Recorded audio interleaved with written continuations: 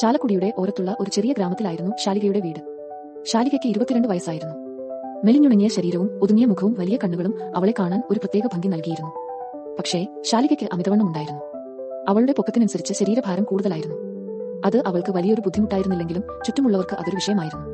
എന്തൊരു തടിയാടി ശാലികയ്ക്ക്! കല്യാണം കഴിക്കാനൊക്കെ പാടുപെടും അയൽവീട്ടിലെ അമ്മിണിയമ്മ പറയുമായിരുന്നു.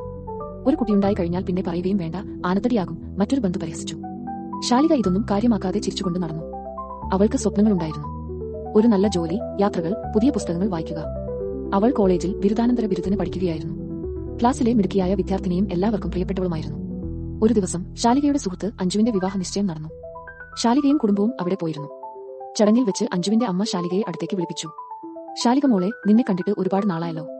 ഇപ്പോഴും തടി കുറച്ചില്ലേ? ഇങ്ങനെയാണെങ്കിൽ നല്ലൊരു ആലോചന കിട്ടാൻ പ്രയാസമാകും. ആൺകുട്ടികൾക്ക് മെലിഞ്ഞ പെൺകുട്ടികളെയാണ് ഇഷ്ടം, അവർ പതിഞ്ഞ സ്വരത്തിൽ പറഞ്ഞു. ശാലികയുടെ ഹൃദയത്തിൽ ഒരു വേദന തോന്നി. അവൾ ചിരിച്ചുകൊണ്ട് തലയാട്ടി. പക്ഷേ ആ വാക്കുകൾ അവളുടെ മനസ്സിൽ കൊളുത്തിവലിച്ചു. അവൾ ആദ്യമായി തന്റെ ശരീരത്തെക്കുറിച്ച് ലജ്ജിതയായി. പിന്നീടുള്ള ദിവസങ്ങളിൽ ശാലികയുടെ ചിരിമാഞ്ഞു. അവൾ കൂട്ടുകാരിൽ നിന്ന് ഒഴിഞ്ഞുമാറി. കണ്ണാടിയുടെ മുന്നിൽ നിന്നാൽ അവൾ തന്റെ ശരീരത്തെ വെറുപ്പോടെ നോക്കി. ഭക്ഷണം കഴിക്കുന്നത് കുറച്ചു. വ്യായാമം ചെയ്യാൻ തുടങ്ങി.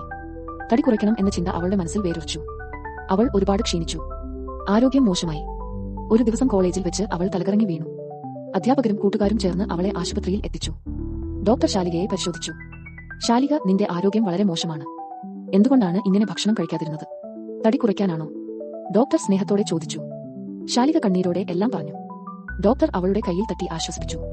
ശാലിക, നിന്റെ ശരീരം നിനക്കുള്ളതാണ്. മറ്റുള്ളവരുടെ വാക്കുകൾ നിന്നെ വേദനിപ്പിക്കാൻ അനുവദിക്കരുത്. ഓരോ ശരീരവും വ്യത്യസ്തമാണ്.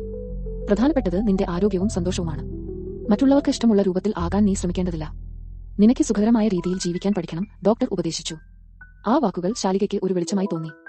അവൾക്ക് തെറ്റിദ്ധാരണ മാറ്റി. അവൾ പതിയെ സാധാരണ ജീവിതത്തിലേക്ക് മടങ്ങിയെത്തി. ഭക്ഷണം കഴിച്ചു തുടങ്ങി. വ്യായാമം ആരോഗ്യത്തിന് വേണ്ടി മാത്രം ചെയ്തു. മറ്റുള്ളവരുടെ വാക്കുകൾക്ക് അവൾ ചെവി കൊടുക്കാതായി. ശാലികയ്ക്ക് വീണ്ടും ചിരി തിരികെ വന്നു.